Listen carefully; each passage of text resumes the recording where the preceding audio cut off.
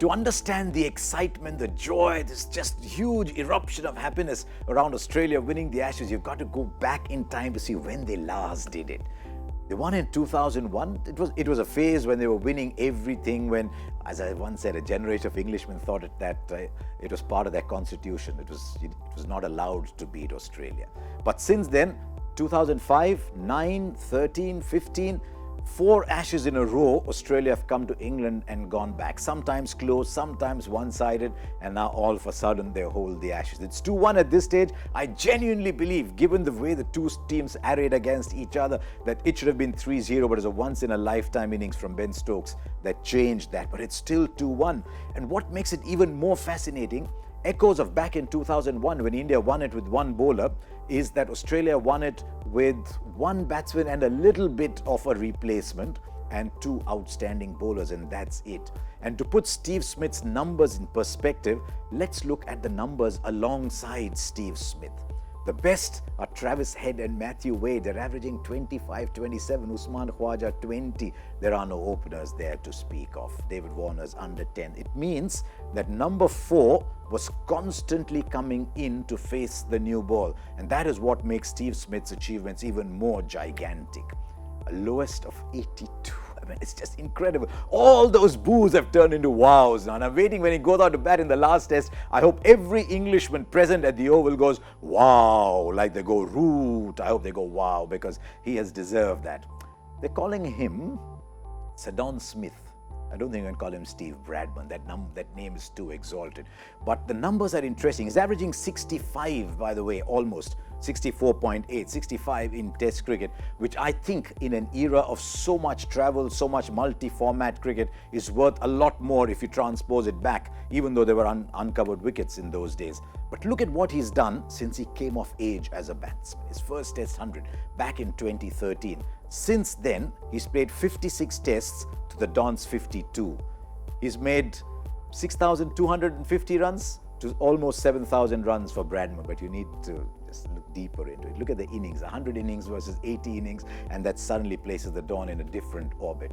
But an average of 73 in the last 6 years, it doesn't mean that he's had one streak. It means the entire 6 years have been one streak broken by one break where he wasn't playing.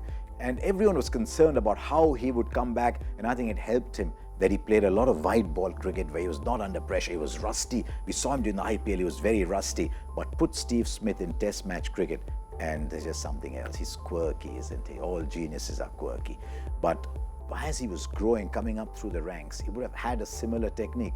People would have made fun of it, and that's what separates the great players from everybody else. They don't worry about what people are saying because they find a way that is peculiar to themselves.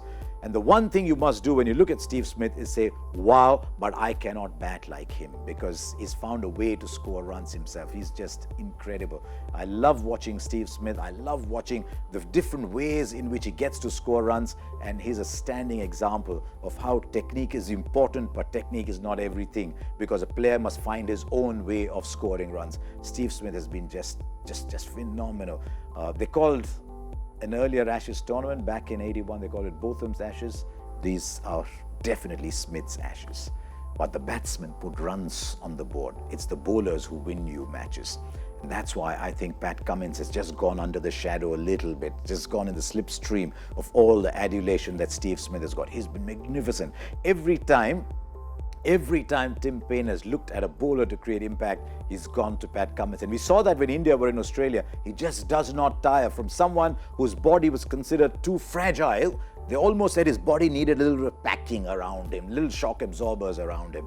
From there to being the strongest Australian cricketer is an incredible turnaround. Cummins and Hazlewood. Cummins has been fantastic. Hazlewood always bowls well. It's just a question of whether he's fit. And between those two, they have literally done it for Australia. There've been little side roles. Nathan Lyon in the first Test, Labuschagne later on, as when he came in as a replacement for Smith and scored 50s in his first 4 innings.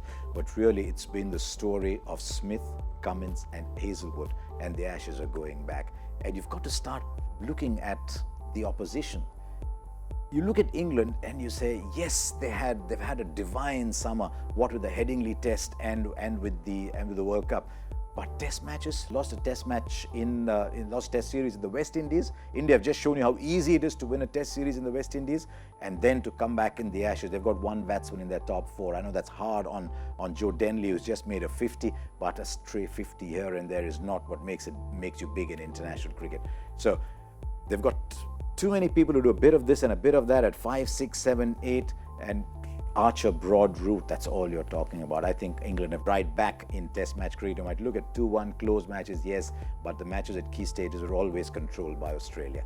So that's where we are in the Ashes. Fantastic series to watch. The Duke's ball always makes it harder in the bats, and you must always play with the Duke's ball because it's finally the bowlers who win you matches. But Steve Smith, wow, you just want him to keep playing, don't you?